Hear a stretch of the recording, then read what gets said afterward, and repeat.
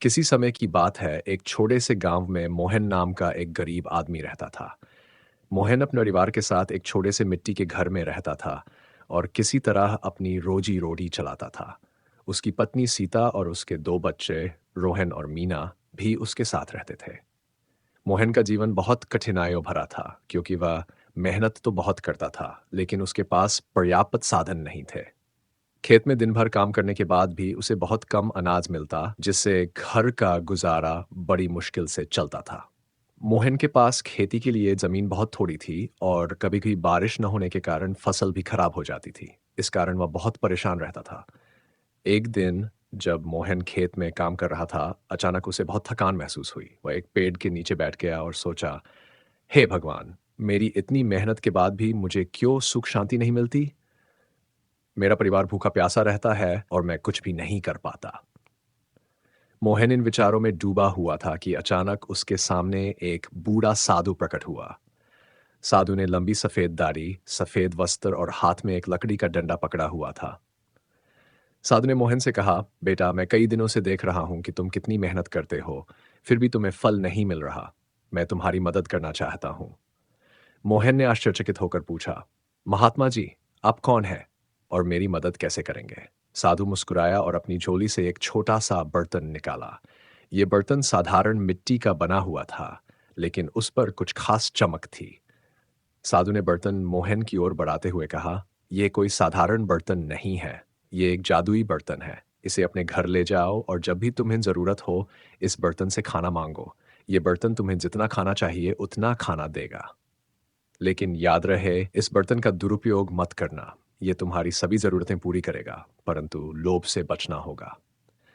मोहन ने बड़े आदर के साथ वह बर्तन लिया और साधु को धन्यवाद दिया। साधु वहां से गायब हो गया और मोहन घर की ओर चल पड़ा। रास्ते भर वह सोचता रहा कि यह बर्तन वास्तव में जादुई है या नहीं, लेकिन मन में उम्मीद थी कि शायद उसकी मुश्किलें अब समाप्त हो जाएंगी। घर पहुंचते ही मोहन ने अपनी पत्नी सीता को सारी बात बताई। सीता ने भी पहले तो विश्वास नहीं किया, लेकिन फिर मोहन ने सोचा कि क्यों न इसे आजमाया जाए। उन्होंने बर्तन को अपने हाथ में लेकर कहा, हे जादुई बर्तन, हमें खाना दो। और तभी बर्तन में तरह तरह के व्यंजन प्रकट होने लगे। वहां चावल, दाल, रोटी, सब्जी और मिठाइयां, सब सब कुछ था। ये देखकर मोहन और उसकी पत्नी आश्चर्यचकित रह गए। दोनों ने अपने बच्चों को बुलाया और सबने मिलकर खूब स्वादिष्ट भोजन किया। वह दिन मोहन के परिवार के लिए एक नया दिन था। अब उनके पास खाने की कोई कमी नहीं थी। मोहन ने साधु को दिल से धन्यवाद दिया और सोचने लगा कि अब उसकी जिंदगी बदल जाएगी। कुछ दिन बाद मोहन ने सोचा कि जब ये बर्तन मुझे इतना कुछ दे सकता है, तो क्यों न मैं इसका और ज्यादा उपयोग करूं। वह अपनी जरूरत से ज्यादा खाना मांगने लगा और उसे गांव में जाकर बेचने लगा। धीरे धीरे मोहन की आर्थिक स्थिति सुधरने लगी और उसने घर में कई नई चीजें भी खरीद ली। अब मोहन के पास धन भी था और अच्छा जीवन भी। लेकिन मोहन की जिंदगी में एक बड़ा बदलाव आ रहा था। जैसे जैसे वह बर्तन से ज्यादा खाना मांगता और उसे बेचता, उसके मन में लालच बढ़ता गया। वह अब गांव के सबसे अमीर आदमी बनने की चाह में दिन रात सोचता रहता था। उसने अपने पुराने दोस्तों से दूरी बना ली और सिर्फ उन्हीं लोगों से मिलने जुलने लगा जो उससे फायदा उठा सकते थे। उसकी पत्नी सीता ने उसे कई बार समझाया, मोहन, ये बर्तन हमें जरूरत भर का खाना देता है, इसका दुरुपयोग मत करो। इस साधु ने हमें आशीर्वाद दिया था, हमें इसका सम्मान करना चाहिए। लेकिन मोहन पर लालच का ऐसा भूत सवार हो गया था कि वह किसी की बात सुनने को तैयार नहीं था। धीरे धीरे मोहन ने अपना पूरा ध्यान व्यापार और पैसे कमाने में लगा दिया। वह बर्तन से तरह तरह के अनाज, मिठाइयाँ और अन्य चीजें निकालकर गांव में ऊंचे दामों पर बेचता और इस तरह उसकी संपत्ति बढ़ने लगी। उसने एक बड़ा मकान बनवा लिया और महंगी चीजों से अपने घर को सजा लिया। लेकिन इस दौलत के बावजूद मोहन के दिल में शांति नहीं थी। वह हमेशा और ज्यादा पाने की चाहत में रहता था। एक दिन गांव में अकाल पड़ा। बारिश न होने के कारण गांव के लोग प्यासे रहने लगे। गांव के कई लोग मोहन के पास मदद मांगने आए, क्योंकि वे जानते थे कि मोहन के पास जादुई बर्तन है। लेकिन मोहन ने उनकी मदद करने से इनकार कर दिया। उसने सोचा, अगर मैंने इन्हें खाना दे दिया तो मेरी संपत्ति कम हो जाएगी।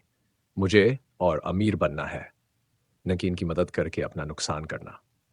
गांव वाले बहुत निराश हो गए, लेकिन उनके पास और कोई चारा नहीं था। मोहन का लालच अब उसके अंदर की इंसानियत को खत्म कर रहा था। वह दिन रात बर्तन से खाना निकालता और उसे ऊंचे दामों पर बेचता रहा। लेकिन एक रात जब मोहन गहरी नींद में था, उसे एक सपना आया। उसने देखा कि वही साधु उसके सामने खड़ा है और गुस्से में उसे देख रहा है। साधु ने कहा, मैंने तुम्हें यह बर्तन तुम्हारी ज़रूरतों को पूरा करने के लिए दिया था, न कि तुम्हारे लालच को बढ़ाने के लिए। तुमने अपने लालच में आकर गांव वालों की मदद नहीं की, जो गलत है। अब समय आ गया है कि तुम अपनी गलती का परिणाम भुगतो। मोहन घबराकर उठ गया और देखा कि वह बर्तन गायब हो गया था। उसकी सारी संपत्ति और धन भी एक-एक करके खत्म हो गया। मोहन को समझ आ गया कि उसकी सारी दौलत सिर्फ उस जादुई बर्तन की वजह से थी और अब वह साधु के श्राप के कारण उससे छिन गई थी। अगले दिन मोहन ने गांव वालों से माफी मांगी और अपने पुराने जीवन में लौट आया। उसने फिर से मेहनत करना शुरू किया और इस बार बिना लालच के अपना जीवन बिताने का संकल्प लिया। धीरे धीरे मोहन ने अपने परिवार के साथ फिर से खुशहाल जीवन जीना शुरू किया।